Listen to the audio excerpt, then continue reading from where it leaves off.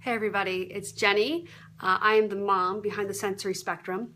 If you tried to join us yesterday for my introduction, you would know that we had some serious technical snafus.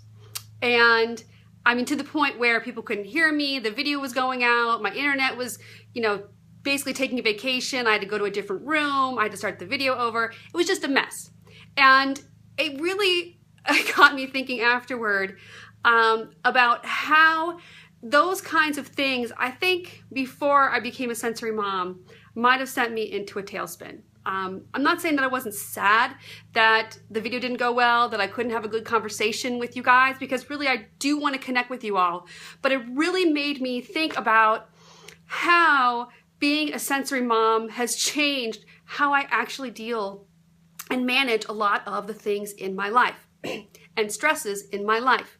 And I wanted to share with you that even though I had this just horrible video yesterday, and I encourage you to go watch it, it's kind of funny just how bad it is. I also wanted to come back and talk to you guys about, even though you're in the trenches right now, my husband and I call it the foxhole, even though you're in the foxhole right now with your kids, and trying to figure it out and trying to manage the meltdowns and trying to manage the sensory needs or the sensory avoidances, that there is a strength that comes out of this. And you may not be able to see it right now, but that one day you're going to look back and say, this has really elevated me to a different level as a person. My biggest strength that I've gotten out of being a sensory mom is learning how to manage outward expectations.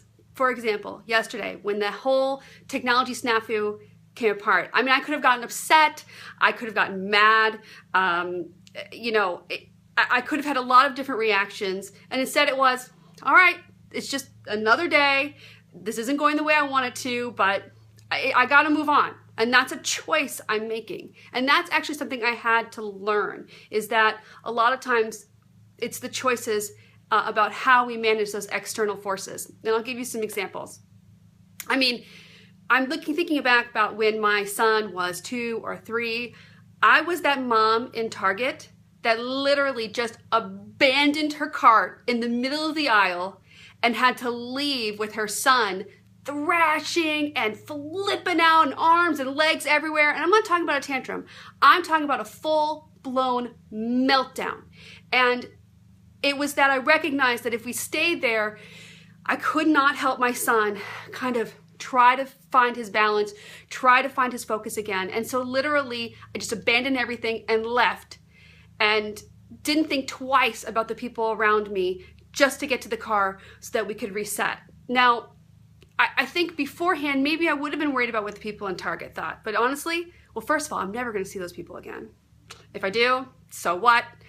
I'm doing what I need to for my family in the moment. And it's something that's sometimes hard to really think about, but it's important to recognize that, as parents, a lot of times we need to tune out what's around us and really focus on what's going on with our sensory kid, because they need us. It's our job to teach them the tools on how to help themselves.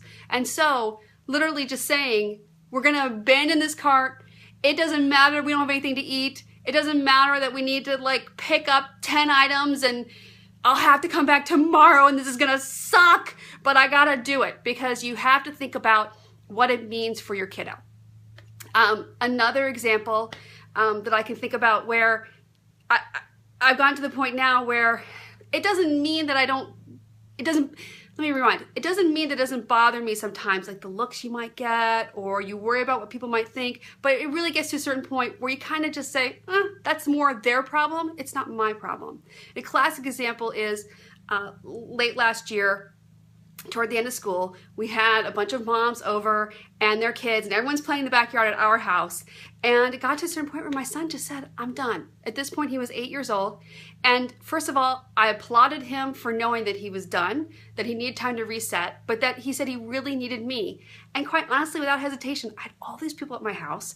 I've got things served up in the backyard. And the two of us went up into my bedroom and we just pulled down the shades and sat quietly for 20 minutes, talked when he wanted to, And then once I realized he'd kind of gotten that reset, I let him know that he had about 10 minutes before he needed to kind of come join the group again. And I came back downstairs. And quite honestly, I didn't really think about it. I think that's a reflection of a couple of things. One, you do get to the point where it just doesn't matter what other people are thinking, because you have to think about what your child needs. And sometimes it doesn't always mean you follow the social graces or follow people's social expectations. You have to follow what's right for you and your family. And second of all, I think it's a reflection of the kind of women that I've decided to surround myself with. I mean, you have to also make that choice. There are a lot of people who are going to throw a lot of toxic stuff at you. And it's up to you to decide, are you going to let those people into your lives? Or are you going to choose the people that you're surrounded with? And the fact that I could disappear for 20 minutes and have them not think anything of it, and have them not even question it when I came back and I said, you know, Vance, he just needed to reset himself. And the women just thought, oh, okay, because they know us, and I'm surrounded myself with really great people. So I wanted to share my lesson from yesterday, or more just a realization that even when things aren't going your way, or things are messed up, or you just can't get that break. You want something to work and you can't get it to work, or you want your family to be one way and it's just not working that way. I want you to recognize the strength that you are getting from being a sensory mom beyond the regular parenting. That doesn't mean that parenting isn't tough, but man, having a sensory kid brings you to another level. And I want you all to applaud yourselves and recognize that you are in the foxhole, and that's okay. Surround yourself with the people who you want to be in the foxhole with. I mean, I tell my husband, particularly in those toddler years when we were really just in the thick of it, I always told him, I just don't want anyone else in the foxhole with me but you. You are my partner in this.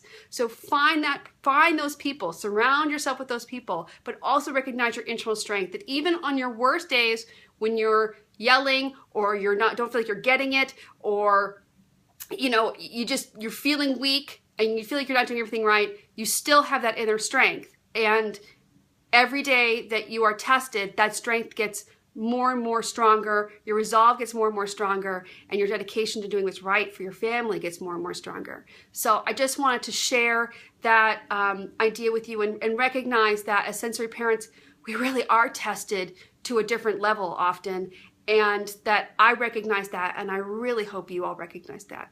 And I want to say thank you for coming back today. Hopefully this Facebook Live went well versus yesterday, which was just a mess. And I look forward to seeing you on the sensory spectrum. And I hope at some point you'll also join me over on the Jenny Evolution, which is where I talk about my own parenting skills as well. Thanks for joining me, and I'll see you next time.